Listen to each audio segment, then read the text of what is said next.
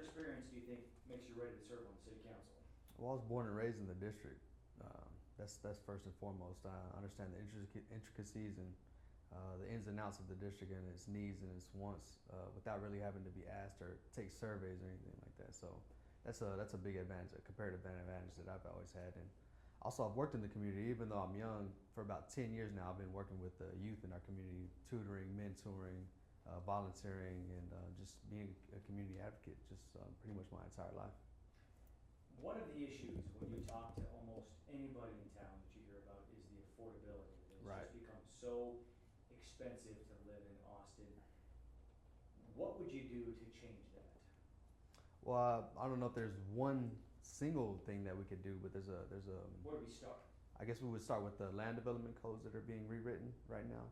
So if we can sort of control the land development codes that are being rewritten, we can control what's being built. So we won't be overdeveloped. We can sort of mitigate some of the things that are being built, some of the big houses, some of the big luxury retail. And instead of that being built, we can focus on small businesses and modest homes. Mhm. Do you think that some people, they're going to want, the retail places, they're going Right. to want, and is it there's always been this kind of, hey, let's keep Austin as Austin, let's Right. not turn it into San Antonio or Houston. Are we at a point, do you think, where we need to choose one direction or other? It's either going to be affordable or it's going to become like Houston. Right. Yeah, we're definitely at the turning point, the tipping point right now about if people are gonna be able to remain established. So there's people that are established that are having a hard time staying established, and there's also the next generations that want to be established just like their families and live in the neighborhoods where they want to live, but it's becoming increasingly unaffordable.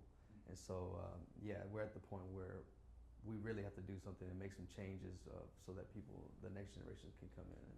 Now, in your district, there are some people who, maybe have owned their home for quite some time who are now, they're starting to realize some value. They're starting to get caught up with the land values as well. Their Right. homes are worth a lot. What would you say to that person who's like, hey, I'm finally starting to make some money on this. Why are Right. we trying to suppress it now?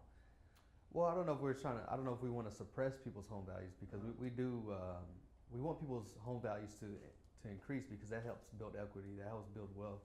But what we don't want is people just to sort of sell out and then leave and then have no other option to go, because even if you do sell your house for what's going for the market price, you're gonna have to move out somewhere else, out into Butte or Kyle, and then maybe even go into debt again. So it would be better off just to maybe even draw equity or just lease your house out versus selling it.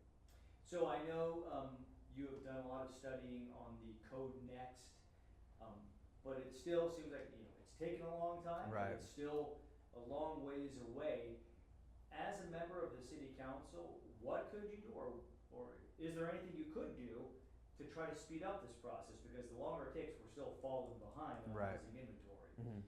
I'm not sure if Code Next is something we would want to rush, or speed up, but because the community is not as involved as they should be, and their input is very valuable because, like I'm saying, these land codes are very intricate. So you can have single family homes.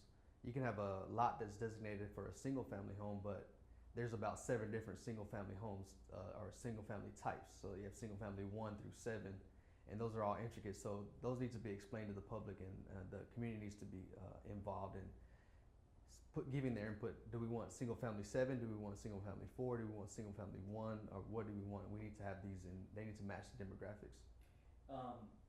The other issue people always talk about in Austin is the traffic. Right. What's your idea for how we improve the traffic in this city? Well, first and foremost, the human aspect of it, having people be more patient, having people maybe go to work earlier, giving people their space, and just Austin has road rage, I guess you could say sometimes, and so that would be one thing, the human aspect of it. I think that would mitigate a lot of the traffic, and then also increasing the bus lines. So there was a survey that was done by Capital Metro, and I believe a vast majority of the people were riding the buses. So if we increase the bus lines, make those more efficient, and then also make the access to the buses more efficient, having metro cars that'll follow the buses around. So one of the big problems was that people were saying, well, I like riding the bus and it's on time, but the bus stops are hard to get to. So maybe having metro cars or metro buses smaller ones that would follow the bigger buses around and drop the people off within the neighborhood and around the city. And, you know, anytime you have an idea like that, the question is, how do we pay for that? Right. So that I believe we pay for it by increasing ridership. So making the buses, if the buses were, people say, okay, I don't ride the bus because of this problem or that. Well, these are the problems that we would fix, and then if we could fix those problems, increase ridership, and then that would pay for itself. If you were elected, what would be your first project? What would be your top priority once you get in there? I believe cutting the grass. So Literally well, that may sound, abstract, but there's this theory out there called the broken window theory. So it's if you have to start with the small things. How can we claim to be this big global progressive city, and the grass and our medians and our sidewalks is overgrown 300 days out of the year, right? So start basic. Let's start small. Let's start basic. Let's clean up the neighborhood. Let's get the grass cut. Let's cut the medians. Cut the grass on the sidewalk. And then let's start focusing on the big things. So let's actually get things that can actually get done in the now, right here, right efficiently, and that we can actually measure, and then let's start going on to the bigger and better things.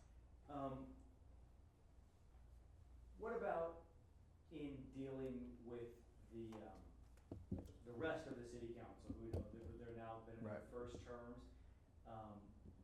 I think they seem pretty friendly with each other at the beginning, because they all kind of came in the same class, and now we're starting to see maybe some partisanship.